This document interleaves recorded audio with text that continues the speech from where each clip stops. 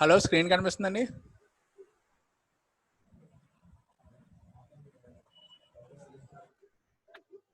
కనబడుతుందండి. Okay, చూడండి ఎలా ఒక టేబుల్ తయారు చేసాం. ఈ టేబుల్కి కలర్స్ అవి ఇవ్వాలి అనుకుంటే డైరెక్ట్గా మీరు సెలెక్ట్ చేసి చూడండి ఇక్కడ ఫిల్ కలర్, టెక్స్ట్ కలర్స్ అవి మార్చుకోవచ్చు. సో ఎంటైర్ టేబుల్ కలర్ ఇస్తున్నాం. ఇలా ఒక ఆరెంజ్ కలర్ ఇచ్చాం. ఓకే, ఫస్ట్ రో ఒకటే కలర్ చేంజ్ చేయాలనుకుంటున్నాం. సో ఒకదాన్నే సెలెక్ట్ చేసి సమ్ డిఫరెంట్ కలర్ ఇవ్వచ్చు, గ్రీన్ కలర్, రైట్. లేదు ఫార్ములాస్ ఉన్న సెల్స్కి వేరే కలర్ కావాలనుకుంటే వీటిలన్నిటిని సెలెక్ట్ చేసి సమ్ అదర్ కలర్, ఇలాగా డిఫరెంట్గా కలర్స్ క్రియేట్ చేస్తున్నాం, రైట్. ఇంకా బోల్డ్, ఇటాలిక్, అండర్లైన్ చేయడం, ఫార్మాట్స్ మార్చడం ఇవన్నీ మామూలే. అయితే ఇవన్నీ మనం మాన్యువల్గా చేయకుండా ఆటోమేటిక్గా కూడా చేయొచ్చు. సో ఆటోమేటిక్గా చేయాలి అంటే చూడండి ఇక్కడ ఫార్మాట్ యాజ్ టేబుల్ అని ఉంటుందండి. క్లిక్ చేసాం అనుకోండి, ఇక్కడ మనకి ఆటోమేటిక్గా కొన్ని కలర్స్ కనిపిస్తాయి. ఆ కలర్స్ మనం సెలెక్ట్ చేసుకోవచ్చు.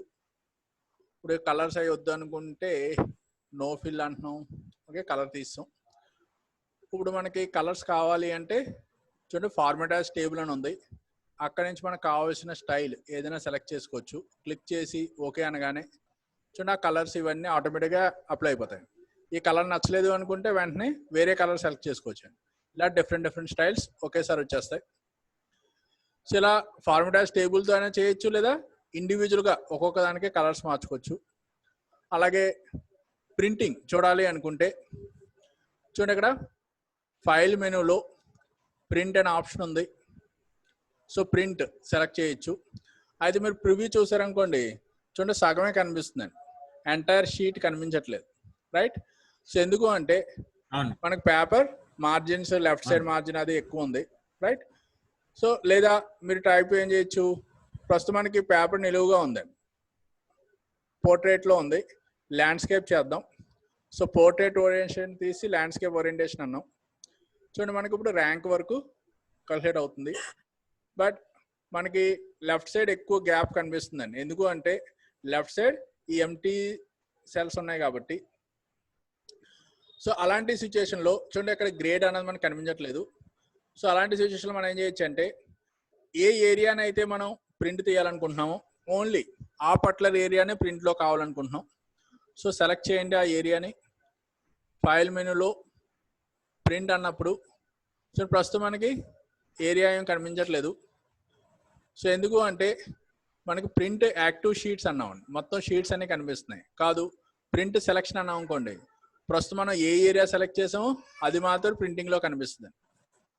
అలాగే షీట్లో చూడండి డాటా అంతా కూడా మనకి టాప్ లెఫ్ట్ సైడ్ అలానే ఉంది. కావాలంటే మనం ఆ పొజిషన్ చేంజ్ చేసుకోవచ్చు. సో సెంటర్లో రావాలి, అలా మనం చేంజ్ చేసుకోవచ్చు. బట్ అలా చేయాలి అంటే పేజ్ సెటప్లో చేస్తాం. చూడండి ఇక్కడ మనకి ఆ ఆప్షన్ లేదు. సో పేజ్ సెటప్ క్లిక్ చేస్తే మనకి ఇక్కడ అడ్జస్ట్మెంట్స్ వస్తుంది, పేపర్ సైజ్ వస్తుంది, పోర్ట్రేట్ ల్యాండ్స్కేప్ వస్తుంది. ఓకే, అలాగే మార్జిన్ సెలెక్ట్ చేసుకోవచ్చు, centre on page horizontally vertically. Okay అని చేయగానే చూడండి మన పేజ్ సెంటర్లో ఆ డాటా అంతా వచ్చేస్తుంది. అయితే మీరు ఒకసారి చూడండి, బ్యాక్ మళ్ళీ క్లిక్ చేసాం, ఇక్కడ మనకి ఈ లైన్స్ కనిపిస్తున్నాయండి, రో కాలమ్ లైన్స్ కనిపిస్తున్నాయి, కానీ ప్రింటింగ్లో కనిపించట్లేదు. వీటిని మనం గ్రిడ్ లైన్స్ అంటాం. సో మీరు ప్రింట్ ప్రివ్యూ చూస్తే కనుక మీకు ఆ లైన్స్ కనిపించట్లేదు. సెలెక్షన్ అన్నాం కాబట్టి సెలెక్షన్ కనిపించట్లేదు. సో సెలెక్ట్ చేద్దాం. ఓకే, ఇప్పుడు ఫైల్ ప్రింట్ ప్రివ్యూ చూస్తే సెలెక్షన్ చూడండి మనకి లైన్స్ కనిపించట్లేదు. సో లైన్స్ కనిపించాలి అంటే రెండు రకాలుగా చేయొచ్చండి. ఇక్కడ వ్యూలో మీకు డైరెక్ట్గా ఇక్కడ ఉంటుంది grid lines, formula bar, headings ఇలాంటిది. ఓకే,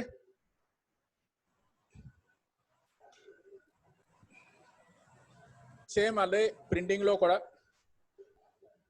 మన ఇక్కడ వ్యూ గ్రిడ్ లైన్స్ కనిపించినట్టు చేయొచ్చు. సో అలా చేయడం కోసం చూడండి ఇక్కడ పేజ్ సెటప్లో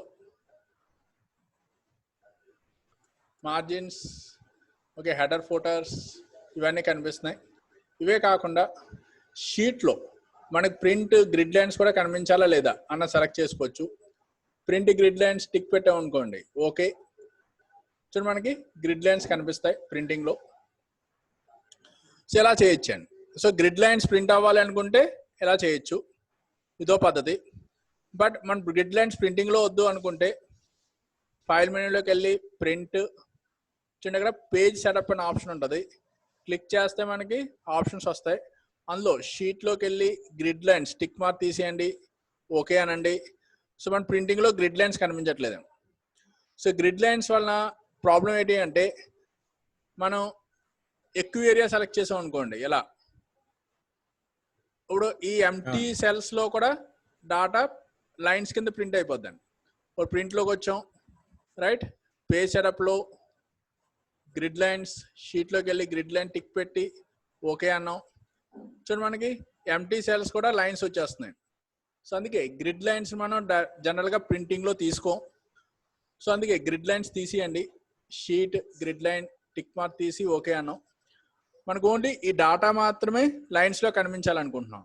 అందుకోసం మనం ఏం చేయొచ్చు, సింపుల్గా ఈ డాటా అంతా సెలెక్ట్ చేయండి, హోమ్లో బార్డర్స్ ఇచ్చేయండి, ఆల్ బార్డర్స్ ఇస్తే మనకి చూడండి గ్రిడ్ లైన్స్ వచ్చేస్తాయి.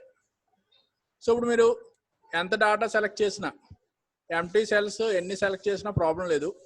ప్రింటింగ్లో మీరు సెలెక్ట్ చేసిన ఏరియాలో మాత్రమే ప్రింటింగ్ లైన్స్ కనిపిస్తాయి.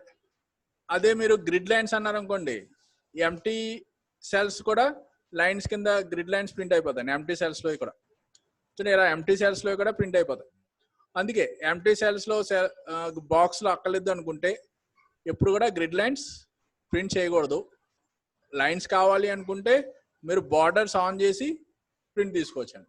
దీనివల్ల మనకి ఈజీ అవుతుంది. ఈజీ ఎలా అంటే, మనకి లైన్స్ ఎలా ప్రింట్ అవ్వాలో కూడా మనం చేంజ్ చేసుకోవచ్చండి. అంటే ఇక్కడ ఏంటి, అన్ని రోస్ కాలమ్స్ అన్ని బాక్స్లా ప్రింట్ అయిపోతున్నాయండి. అలా వద్దు అనుకుంటే మనం ఏ ఏరియా బాక్స్లో కావాలంటే అదే సెలెక్ట్ చేసుకోవచ్చు. ఫర్ ఎగ్జాంపుల్ నాకు ఇదంతా ఒక సింగిల్ బాక్స్లో కావాలి. సో బార్డర్ తీసి సింగిల్ బాక్స్లో పెట్టండి, ఓన్లీ అవుటర్ బాక్స్ ఒకటే, ఓకే, అవుట్ సైడ్ బార్డర్ ఒకటే కావాలి, రైట్, ఇలా వస్తుంది. నెక్స్ట్ మిగతా వాటిలన్నిటికీ మనకు ఓన్లీ బాటమ్ లైన్ ఒకటే కావాలి, అప్ లైన్ అక్కర్లేదు అనుకుంటే ఓన్లీ చూడండి బార్డర్ ఒకటే ఇస్తాం. సో ఒక లైనే మనకి ప్రింటింగ్లో కనిపిస్తుంది.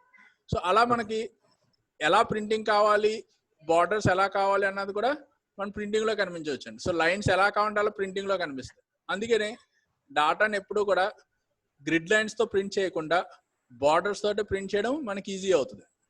చూడండి మనకు ఓన్లీ టాప్లో కనిపిస్తుంది, కిందన బాటమ్ ఒక లైన్ కనిపిస్తుంది, మధ్యలో డాటా అంతా మామూలు కనిపిస్తుంది. సో ఇలా మనకి ఎక్కడ కరెక్ట్గా లైన్ కావాలనుకుంటున్నామో అక్కడే బార్డర్ ఇచ్చుకోవచ్చు. అలాగే కలర్స్ కూడా ప్రింట్ తీయచ్చు. సో నేను కలర్స్ ఇస్తున్నాను.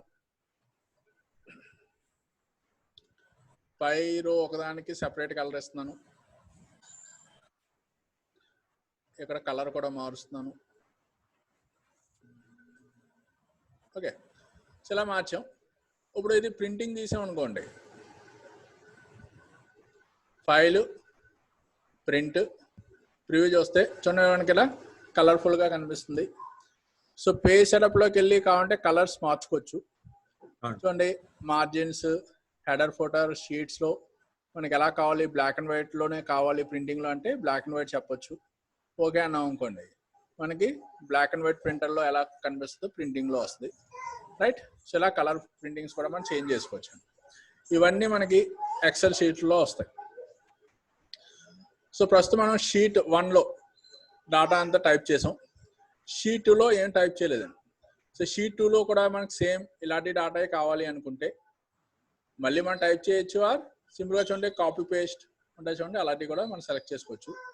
ఫర్ ఎగ్జాంపుల్ నేను ఇక్కడ total, average, pass, fail, grade ఈ ఫార్ములాసే నేను కాపీ చేయాలనుకుంటున్నాను. సో కాపీ సెలెక్ట్ చేసాం. వేరే షీట్లో మీరు ఎక్కడైతే ఆన్సర్ కావాలనుకుంటున్నారో అక్కడ క్లిక్ చేయండి, పేస్ట్ అనండి. చూడండి ఇలా పేస్ట్ అవుతుంది. కానీ పేస్ట్ అయితే ఇప్పుడు ఏమవుతుంది, మనకి ఇక్కడ డాటా అంతా రాంగ్ అని చూపిస్తుందండి. ఎందుకు అంటే టోటల్ అంటే ఏమవుతుంది, ప్రీవియస్ J6 to L6 అంటే ఈ షీట్లో డాటా ఏం లేదండి. కాబట్టి ఫార్ములా క్యాలిక్యులేట్ అవడానికి ఏం లేదు.